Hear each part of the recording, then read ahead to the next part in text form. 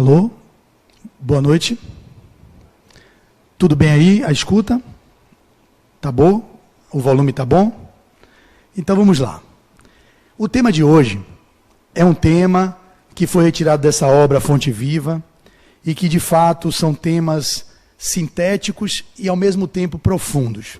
O título, Problemas do Amor. Vocês poderiam perguntar já de início, o amor pode ser problema? Como assim? O amor não é a mola propulsora do universo?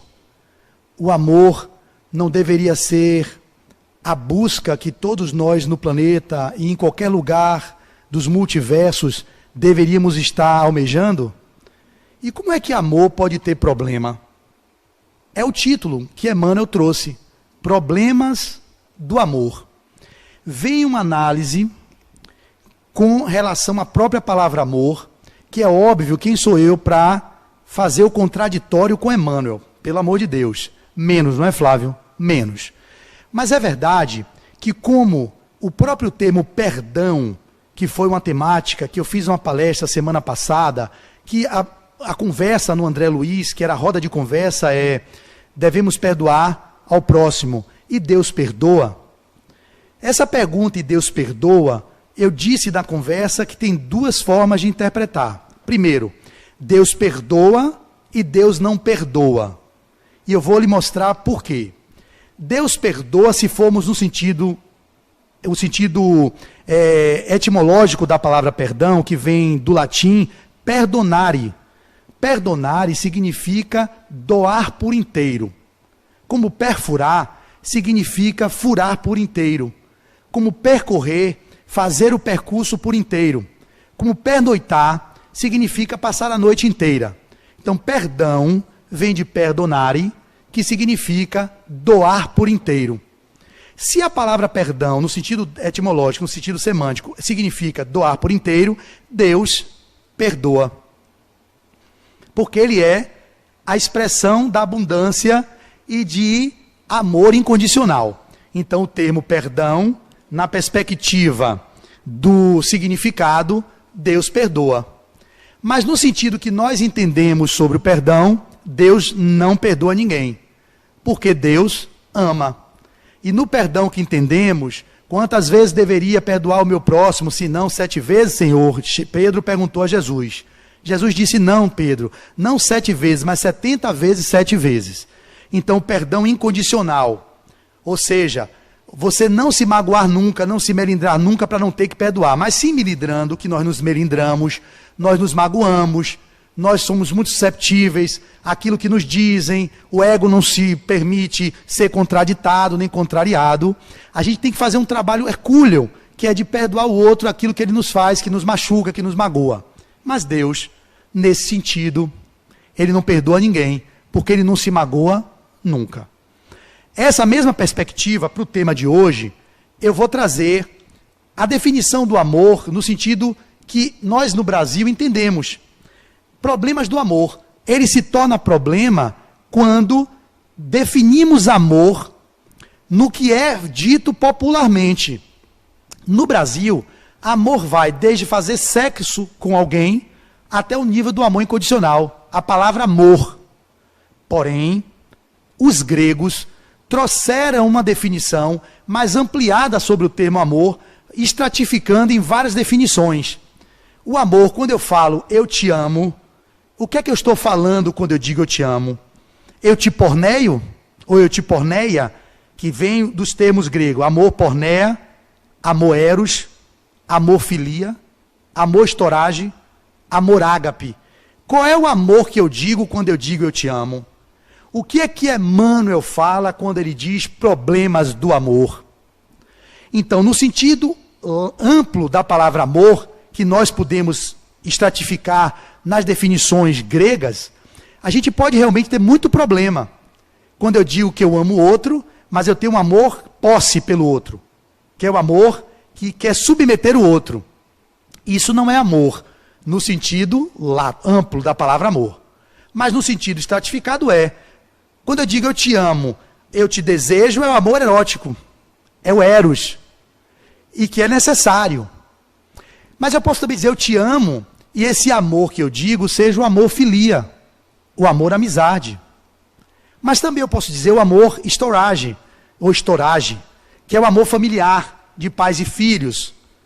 Ou posso estar dizendo eu te amo, e esse dizer eu te amo é o amor ágape, que é o amor incondicional, que a gente tem como exemplo que Jesus nos mostrou que é possível amar incondicionalmente, sem credo que o outro professe, sem o gênero que ele seja, sem a orientação religiosa que ele tenha, haja vista tudo que ele mostrou, que ele se aproximou da mulher adúltera, que ele falou com a mulher samaritana, ele morreu, foi crucificado entre dois ladrões, ele amava Pilatos, que o levou à crucificação, ele amou o povo judeu, que fez o que fez.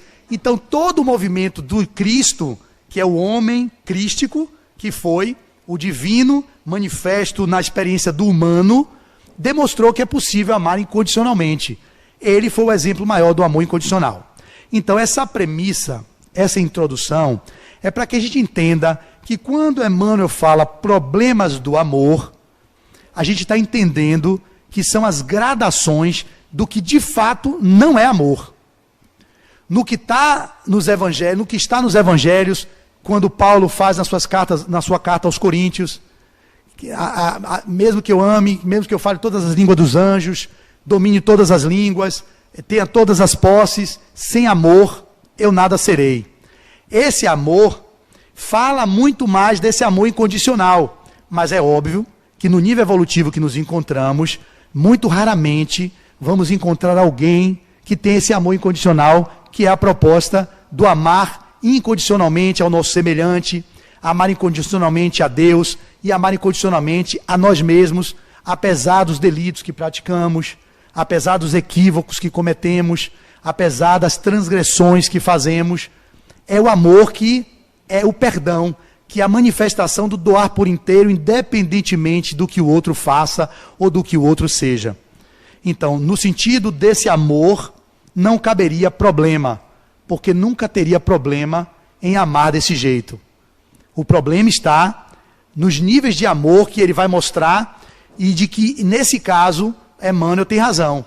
E aí eu vou para a leitura da carta de Paulo aos Filipenses, que foi o trecho, capítulo 1, versículo 9, que deu origem a essa pequena página tão profunda que Emmanuel nos traz.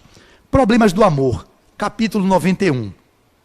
Que vosso amor cresça cada vez mais no pleno conhecimento e em todo discernimento. Essa é a carta de Paulo, é um trecho da carta de Paulo aos Filipenses, capítulo 1, versículo 9. Ele tem um contexto, e eu acho que cabe o contexto da carta, porque ela é pequena. Esse capítulo 1 é bem pequenininho, e eu separei para vocês, porque vocês sabem que Paulo escrevia cartas. E o povo os filipenses, era um povo muito amoroso, que acolheu ele com muita ternura, que ajudou ele na divulgação do Evangelho.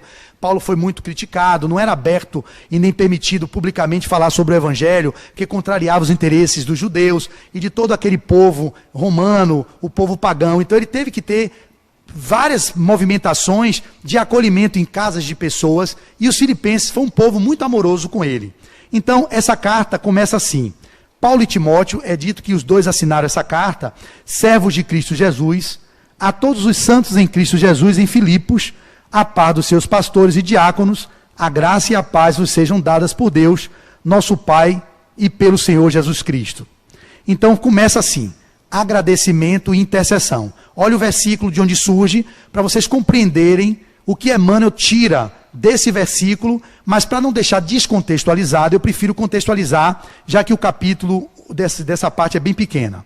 Começa assim: dou graças a Deus todas as vezes que me lembro de vós, e em cada uma das minhas orações, isso Paulo e Timóteo escrevendo para os Filipos, né, os filipenses, que é o povo de Filipos.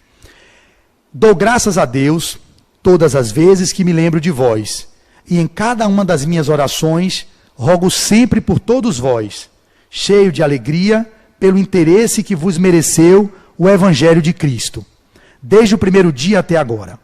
Pelo que nutro a firme confiança de que aquele que em vós iniciou a boa obra também a levará a êxito cabal até o dia de Cristo Jesus. É justo que eu forme de todos vós conceito, porque vos trago muito dentro do coração, a vós que participais da minha graça. Quer esteja em algemas, quer defenda e confirme o evangelho. Porque Paulo era preso direto, né? Era apedrejado, era encarcerado, ele podia estar algemado ou podia estar em graça pregando o evangelho. Ele sempre tinha o povo de Filipe dentro do coração. Quer esteja em algemas, quer defenda e confirme o evangelho. Deus me é testemunha das saudades que tenho de todos vós, no mais entranhado amor de Cristo Jesus. Então ele tinha muita saudade dos filipenses, que era um povo muito querido, muito doce para com ele. E aí vem um versículo que Emmanuel tira. O que rogo é que vossa caridade, aqui o termo está caridade, e é óbvio que a gente troca em o amor, a gente diz que a caridade é o amor em movimento, entendido no espiritismo, caridade como benevolência para com todos, indulgência para com as faltas alheias e o perdão às ofensas. Esse é o termo lato de caridade. Mas no Evangelho, vocês vão ver que no lugar de amor, muitas vezes, a depender da tradução, aqui é a tradução de Humberto Roden, que eu gosto muito, o Novo Testamento dele, de Haroldo Dutra, e que ele traz aqui a palavra caridade. Então, o que rogo é que vossa caridade se enriqueça cada vez mais do conhecimento e de toda a compreensão daquilo que importa, de modo que no dia de Cristo vós possais apresentar puros e irrepreensíveis, cheios de frutos de justiça, por Jesus Cristo, para a glória e louvor de Deus. O capítulo 1 continua, mas até aqui é o que me importa para contextualizar esse início de carta de Paulo e de Timóteo aos filipenses. O que é que Emmanuel faz? Emmanuel, ele pega esse trecho, que é o versículo 9, e traz a seguinte dissertação. Ele vai dizer assim: o amor é a força divina do universo. Pronto. Eu acho que vocês sobem dessas escadas aí, né? Do La Harmonia, quem está na ULI, na Universidade Livre do Espírito, passa pelas escadas ali próximo do elevador e tem várias frases dessas, e uma delas é: o amor é a força, a mola propulsora do universo, né? É essa frase? Então, a frase que Adenauer traz, muito condizente ou conectada com a abertura dessa passagem, que Emmanuel escreve: o amor é a força divina do universo, ou o amor é a mola propulsora do universo. Então, o amor, nesse sentido, ele não podia ter problema, no meu ponto de vista. O amor no sentido lato, que é o amor incondicional, o amor ágape, ou HP, não sei, ágape, eu falo ágape, ele não pode ter problema. Mas como ele vai trazer a interpretação? Sim. Olha o que Emmanuel vai dizer. O amor é a força divina do universo. É imprescindível, porém, muita vigilância para que não a desviemos da justa aplicação. Olha que interessante. É preciso vigilância para que não a desviemos, esse amor que é a força divina do universo, para que não desviemos ele da justa aplicação. Nós só podemos desviar o amor da sua justa aplicação se estivermos vibrando nessa dimensão das estratificações da palavra amor. Amor porneia é o amor posse. O amor eros é o amor erótico, o amor filia é o amor amizade, que é o que nós vivemos e que conseguimos normalmente alcançar. É a busca do amor filia, mesmo na conjugalidade. Eu já fiz palestras sobre isso, sobre os níveis de amor chamado amor a dois na visão espírita e na visão sistêmica. Eu já fiz uma palestra dessa em vários lugares, está no meu canal do YouTube também. É óbvio que um casal, ele atinge o amor filia, que é o amor amizade, entre o marido e a esposa, né, os cônjuges, ou dois homens ou duas mulheres, como seja. Esses amores que se tornam amizade, ele não deve perder a erótica, obviamente, porque quando o casal perde a erótica, perde um pouco daquilo que também é um nutritivo para as necessidades do próprio corpo. Você pode envelhecer e manter a erótica não necessariamente com a cópula, o toque, o olhar carinhoso, o afeto, ali pode permear a erótica. E é possível também que num amor de amigos, entre dois amigos, possa surgir o amor eros. Uma amizade que se deu durante um tempo e surge depois o amor do interesse sexual, do interesse erótico. Mas esses dois tipos de amor, muitas vezes prevalece também o amor porneia, que é o amor posse, que é o tipo do amor que a gente quer futucar na definição de porneia, é o amor de consumo, que leva a possuir e a usar o que é amado exclusivamente em função do gozo e centrado nas necessidades pessoais. Então a gente tem muito isso nas nossas relações, o amor de consumo, que quer dominar o outro, quer possuir o outro, quer controlar o outro, não permite que o outro se expresse naquilo que ele de fato é, a individualidade do outro é invadida, você quer olhar o WhatsApp, você quer apurar com quem está conversando, isso pode ser qualquer pessoa dentro da relação. É muito comum isso acontecer, ter a senha do marido, da mulher, para ficar olhando o que ele está conversando no WhatsApp. Isso é o amor pornéia, é o amor posse, que vem também da pornografia, né? Que a gente podia dizer as revistas pornográficas. É um tipo de amor, nas estratificações da palavra amor. E isso sim poderá justificar os problemas do amor, como ele vai fazer aqui, 3 tipos de problemas: o egoísmo, a inveja, e o outro tipo que ele traz é justamente a inveja e a avareza. 3 condições que ele vai dizer dos problemas do amor nessas 3 condições: avareza, egoísmo e inveja. Mas ainda no exemplo que eu estou trazendo, para trazer uma clarificação, além daquilo que vocês vão ouvir, que vai ser bastante diretivo e contundente, para poder levar para o dia a dia de nós outros. Então nós terminamos trazendo problema para nossas relações de afeto e de amor, quando a gente passa a vibrar nesse amor posse, quando a gente passa a vibrar só no amor erótico, ou quando a gente começa a submeter o outro aos nossos interesses, que são egóicos, mesquinhos, que não é o amor que nós diríamos o alto amor, que é uma diferença também do alto amor e do amor próprio. Às vezes o amor próprio é interpretado e muitas vezes utilizado como amor do ego. O que é isso? É você vislumbrar os interesses meramente egóicos numa relação com o outro, numa relação com a vida ou com você mesmo. O auto-amor é diferente do amor próprio. Amor próprio, a gente está discutindo isso porque na FEEB nós estamos trabalhando essa obra, O Ser Consciente, de Joana de Ângeles, e lá nós temos esses temas, né, que são debatidos. E num deles está aqui, quais são os 4 gigantes da alma: o ressentimento, que Joana traz, o ciúme e a inveja. E mais à frente, nós vamos trabalhar a questão do auto-amor. E aí vai falar sobre o amor próprio e o auto-amor. Qual é a diferença de um e o outro? O amor próprio normalmente está no interesse do ego. O auto-amor normalmente busca os interesses do self. Para quem não entende essa linguagem, é como se o self fosse a centelha divina que somos. Quando a gente coloca o ego a serviço do self, está tudo certo. Mas normalmente nós vivemos e deixamos que o ego queira coordenar a nossa psique, porque ele é o gestor da psique, é ele que se relaciona com o mundo, e não permite escutar o self. Não permite escutar a essência, a centelha divina que somos.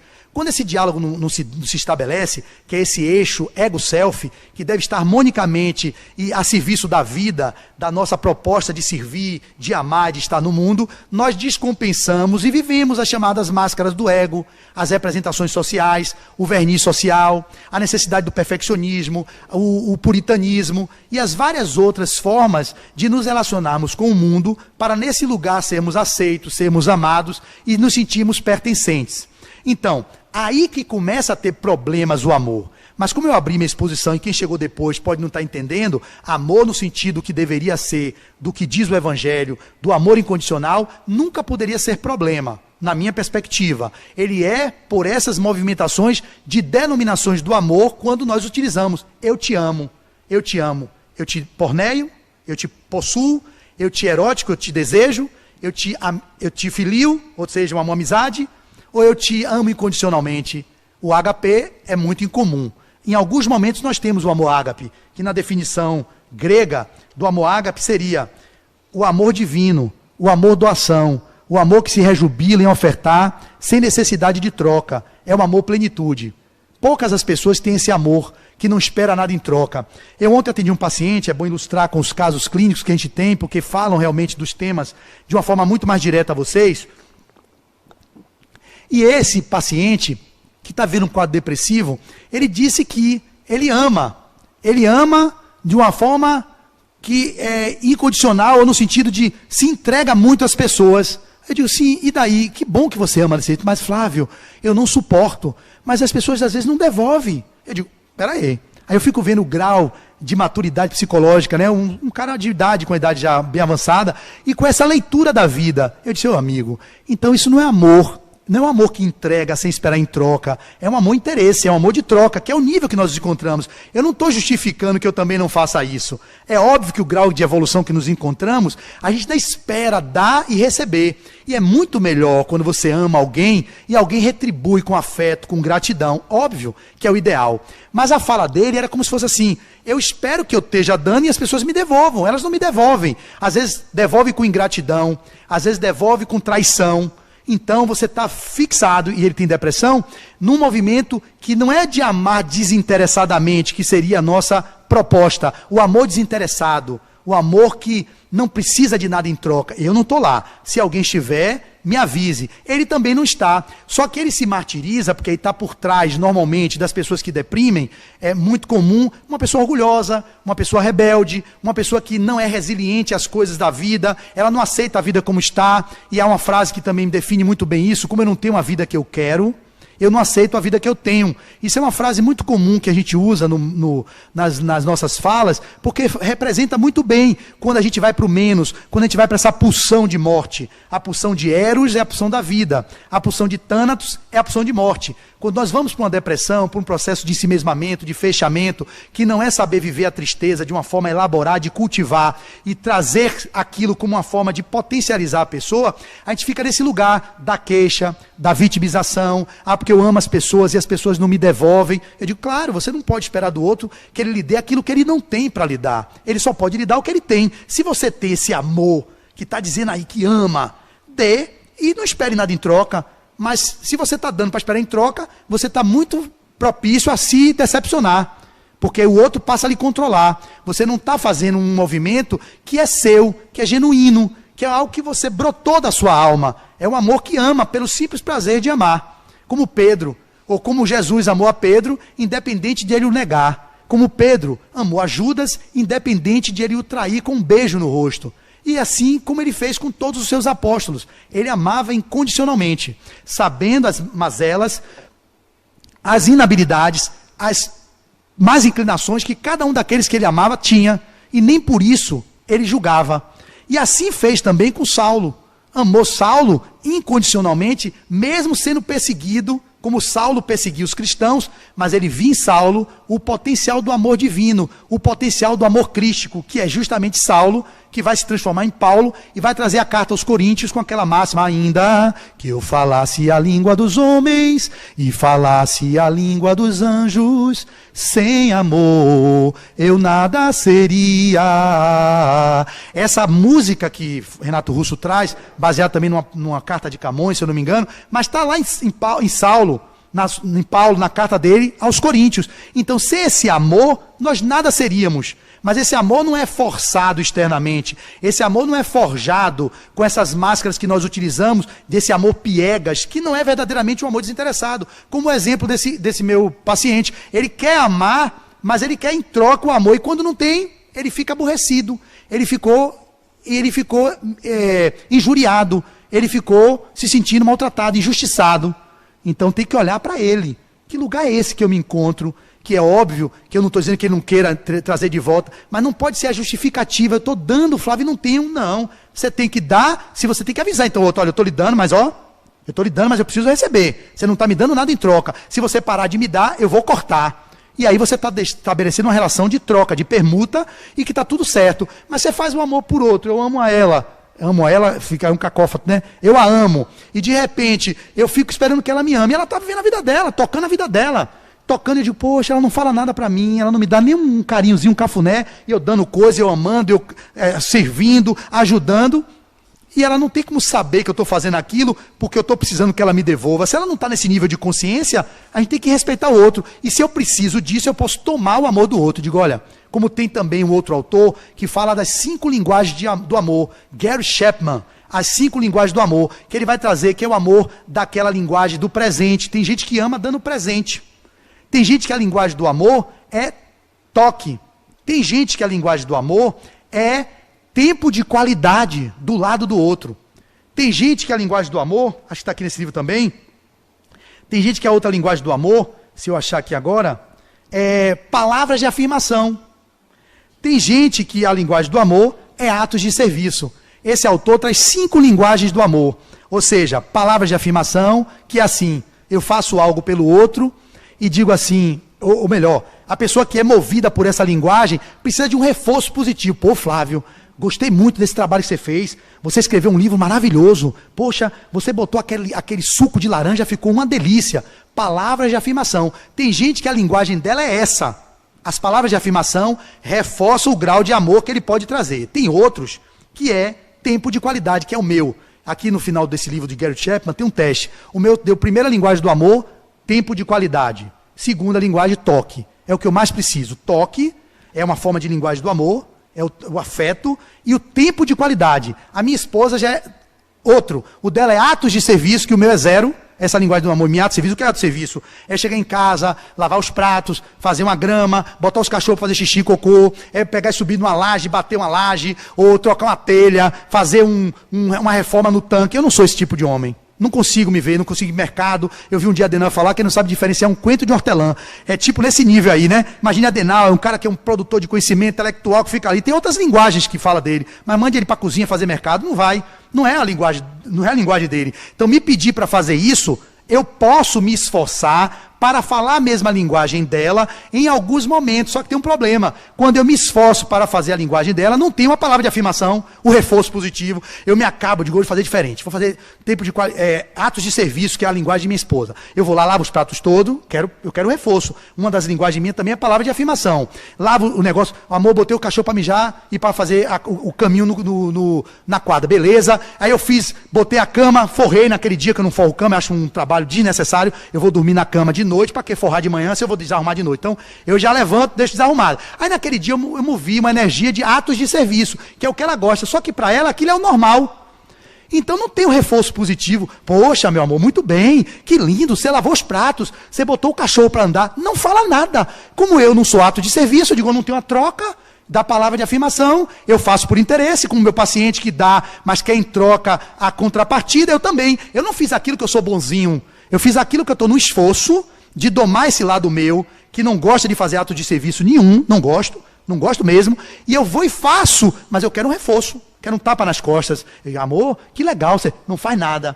E já o outro tempo de qualidade, que é o que eu preciso, ela não me dá, que é justamente ficar com ela 5 minutos. Estou falando das linguagens do amor. Os problemas do amor, ele vai extrapolar pelos textos que a gente vai finalizar lendo o que ele diz, mas eu trago esses exemplos do cotidiano. O que significa tempo de qualidade? Tempo de qualidade é dizer assim, ó, eu só quero 5 minutos, porque eu sei que eu falo pouco, né? Você já percebe como eu falo pouco, né? Então, um homem como esse, no pé do ouvido de uma pessoa falando o dia todo, eu não vou pedir, não vou ter essa pretensão de querer que ela fique o tempo todo suprindo minhas carências. Nós somos seres de vazios, nós somos seres de carência. E eu trago minhas carências. Carências afetivas, carências emocionais, carências intelectuais, são muitas carências. E não é minha esposa que vai suprir minhas carências, nem eu vou suprir as dela. Quando carências do pai, da mãe, da falta do paterno, do materno, naquele movimento de construção da criança, a criança ferida. Então é óbvio, eu entendo como terapeuta que isso tudo é normal na relação a dois. Porém, a gente precisa dialogar sobre essas carências, não querendo que o outro supra. Mas se não há diálogo para poder a gente minimamente reparar essas arestas, o casamento não se perpetua, ele não se mantém, ele não consegue sobreviver. E aí vem as separações, os divórcios, fruto da falta de diálogo e de entendimento, até mesmo das linguagens do amor. Tem casais que são bilíngue, eu sou bilíngue. A minha é tempo de qualidade e toque, né, que são toques. Então, quando eu peço um tempo de qualidade para ela, eu digo assim, amor, eu só quero 5 minutos. Eu não vou ficar 10, nem vou ficar 15, mas eu quero 5 de atenção plena em 24 horas. Ela não aguenta. Eu sei que quem convive com o outro tem muitas demandas, mas é um pedido implorando. Só 5, me ouça, mas me ouça com presença. Ela começa 1 minuto, 30 segundos. Aí daqui a pouco já está olhando para o cachorro, já está vendo a comida, falando com o empregado. Eu digo, você não está comigo. Você não está comigo. Isso não é tempo de qualidade. O que é tempo de qualidade? Eu quero ver um filme com você. Fica do meu lado. Aquela sensação de você estar deitado e ter uma companhia, vendo um jogo de vôlei, que eu adoro, vi todo o pré-olímpico, vamos ver a final, Brasil e Itália, é muito importante. Eu não gosto de futebol, mas o vôlei eu gosto, vôlei de praia e vôlei de quadra. Aí eu fiquei olhando ali o vôlei, ela comigo, ela começa a cochilar, eu digo, você está cochilando. Ai, amor, você fala que de... Aí eu falo, não está com tempo de qualidade do meu lado, eu quero uma parceria. Aí eu falo, de noite eu não aguento, você só bota essa hora. Eu digo, mas eu vou botar de manhã então. Aí eu boto meio-dia, também não aguenta, dorme. Então, naquele momento, pode não ser algo que ela goste, Mas na conjugalidade, tem momentos que eu renuncio às coisas que eu gosto em nome da nossa relação, que é fazer o que eu não gosto, lavar prato, botar cachorro para andar em quadra, fazer tudo esse trabalho doméstico. Não faço, não gosto, mas eu faço. É um esforço para domar as minhas más inclinações, para ter um diálogo que a gente possa conviver minimamente, harmonicamente. Então, esses exemplos que a gente traz, para vocês trazerem a clareza sobre essas temáticas, é importante, porque isso fala do amor no dia a dia. Mas é óbvio que se eu amasse incondicionalmente, se eu tivesse realmente o amor que o Cristo nos ensinou, não teria nenhuma necessidade de linguagem dessa, porque simplesmente eu amo. E se eu amo, é tudo certo, está tudo ok. A gente faz à medida que o outro precisa, e aquilo não nos violenta. Você pode se submeter a determinadas coisas, porque você é tão entregue ao amor incondicional, que não tem necessidade de troca, de compensar. Olha, eu estou lhe dando ato de serviço, mas eu quero um presente. Olha, eu estou dando tempo de qualidade, mas eu quero uma massagem. Eu quero um toque. Passe por mim, me dê um carinho. Faça um cafuné, me toque um pouquinho. Isso é troca porque não é amor.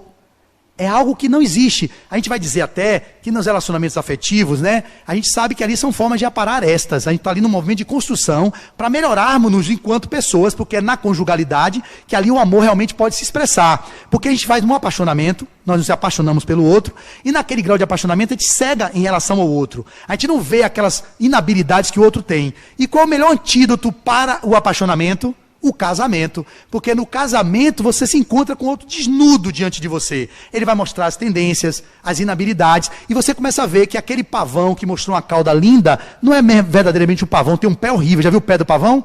Aí você vai ver que aquele homem que lhe galanteava com todo o encantamento, vai dormir com você com a camisa de um político. Aquela mulher, você vê, pô, perdeu todo o glamour. Então aquele apaixonamento, ele começa a se deteriorar, porque o outro não consegue sustentar a máscara por tanto tempo, e ele se revela. Mas é aí também que o amor pode acontecer. É no respeito ao outro, é no entendimento que o outro só pode dar o que tem. Você trabalhando em você, você pode atingir os graus mais avançados do que seria a proposta desse amor. Então, Emmanuel continua dizendo assim: quando um homem se devota de maneira absoluta aos seus cofres perecíveis, essa energia no coração dele denomina-se avareza. E aí vocês podem ir no Evangelho, que tem um capítulo lá só sobre avareza. Então eu vou repetir.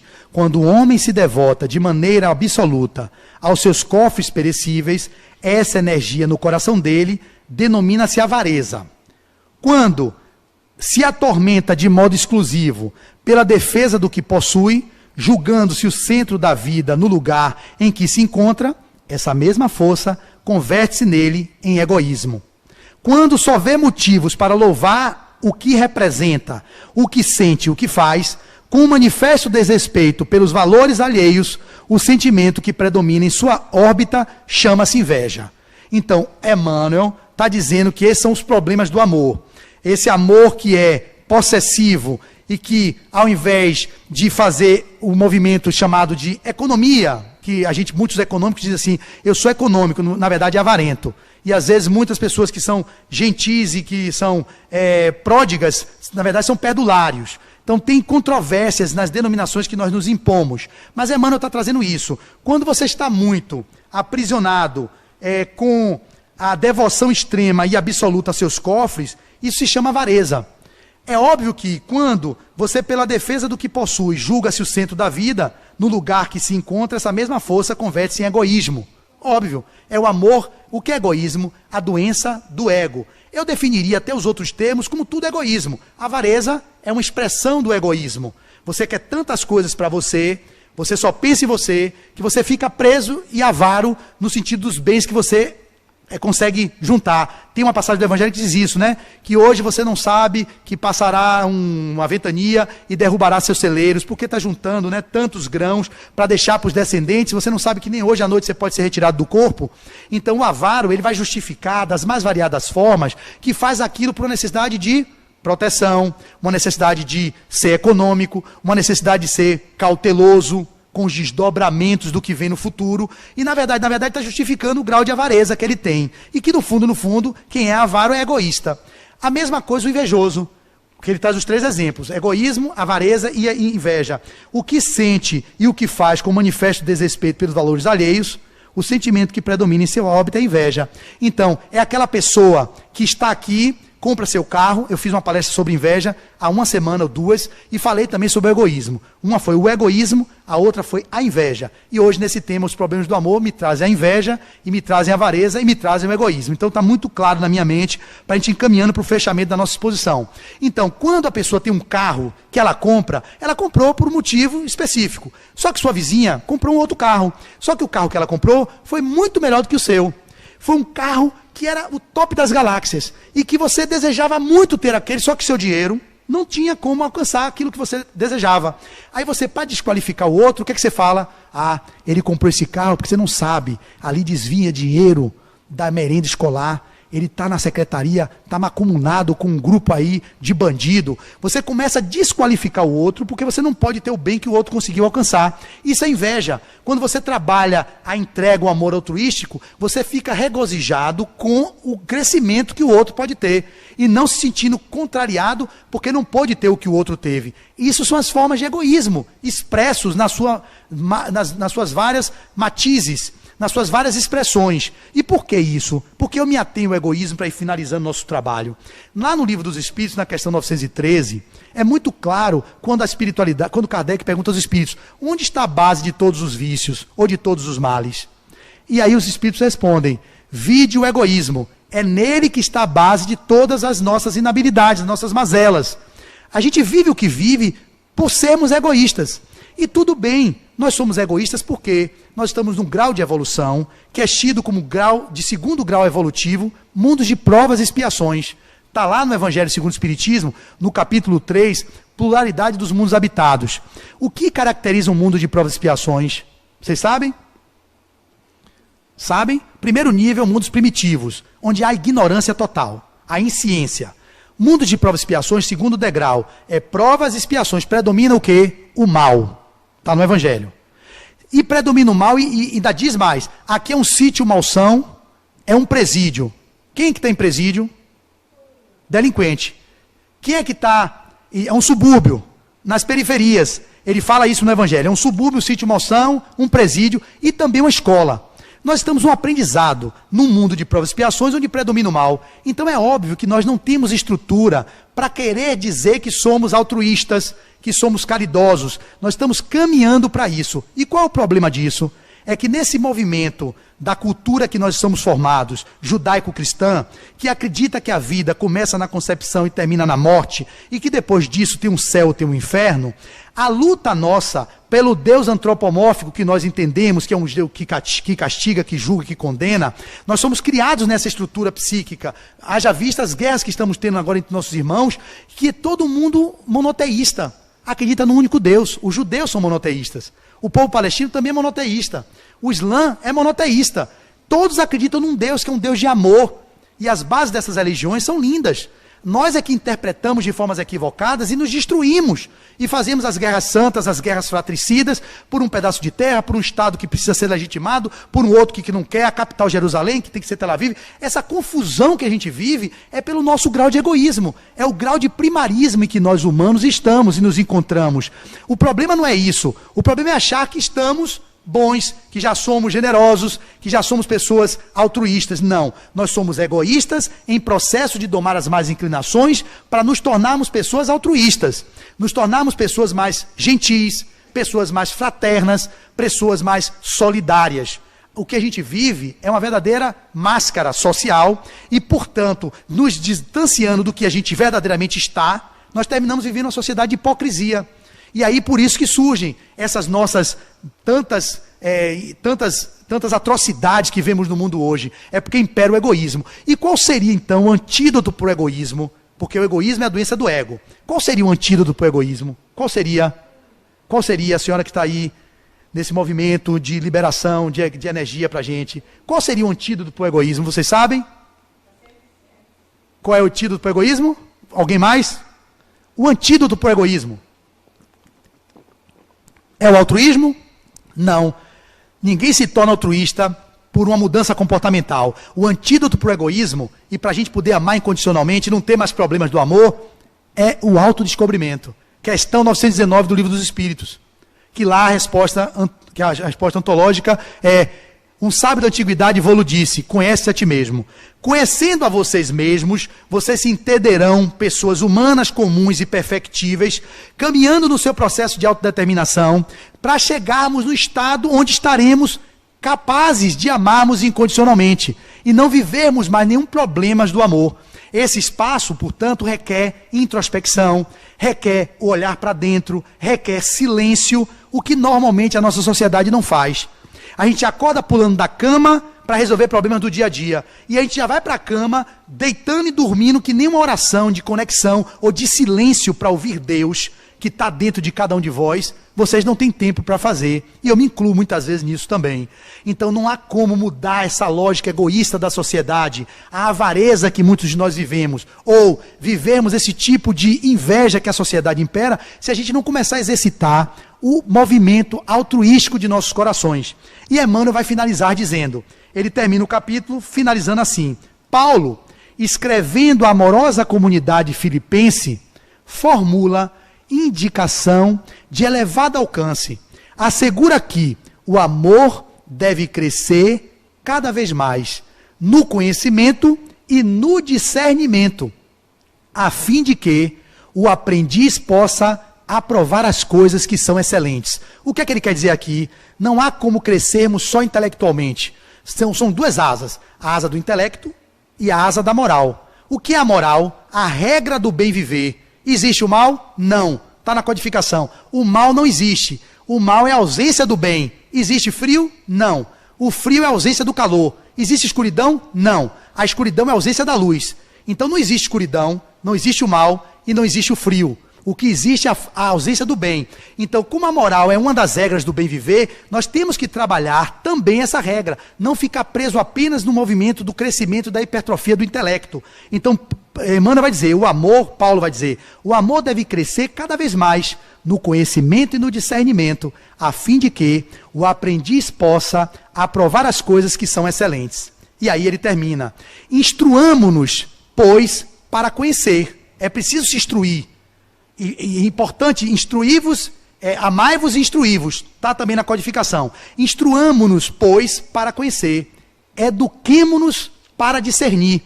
Cultura intelectual e aprimoramento moral são imperativos da vida, possibilitando-nos a manifestação do amor no império da sublimação que nos aproxima de Deus.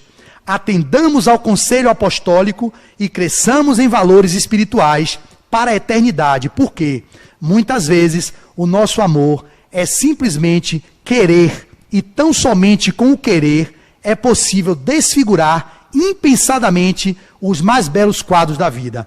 Então, vontade firme no propósito de amar e servir, nesse lugar que brota do espírito e que move a alma e o corpo e as nossas ações para o mais, é que nós não teríamos mais na terra os problemas do amor, e assim poderíamos viver uma sociedade mais justa, mais equânime e mais igualitária, onde guerras fizessem parte apenas de um lugar longínquo na história da humanidade. Mas enquanto não tivermos essa capacidade de amar, estaremos vivendo as agruras do cotidiano, que são contributos para o nosso aprimoramento evolutivo. Se soubermos tirar lições dessas passagens que vivemos, poderemos caminhar para o mais. Se ficarmos presos na culpa, nos questionamentos, nas vitimizações, nos julgamentos e nas questiúnculas do cotidiano, nós nos aprisionaremos no menos, e assim não poderemos almejar e nem alcançar a nossa bem-aventurança. Agradeço a atenção de vocês e desejo uma noite de paz. Muito obrigado e até mais.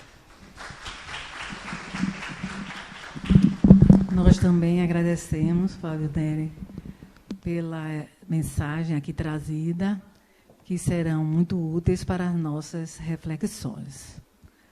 Vamos agora dar início ao passe coletivo. Convidamos os médios passistas a se posicionarem.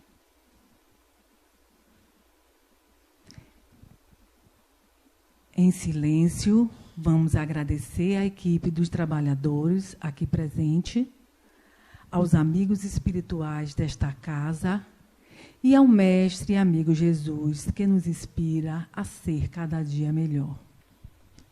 Que a paz em que nos encontramos agora sirva de amparo e leveza para o nosso ser, a fim de que possamos encontrar aqui a força e o desejo de se melhorar.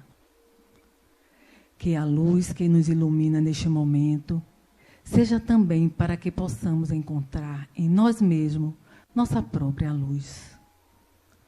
Que nas nossas reflexões e meditações possamos encontrar as respostas e a disposição para amar e enfrentar os momentos difíceis que passamos e assim entender que estamos aqui para aprender, que a vida é um aprendizado constante. Agradecemos a oportunidade de estarmos aqui reunidos, conectados e contagiados com as energias curativas desta casa, buscando esclarecimento e crescimento interior. Que possamos sair daqui com as energias renovadas de amor e paz, contagiando a todos.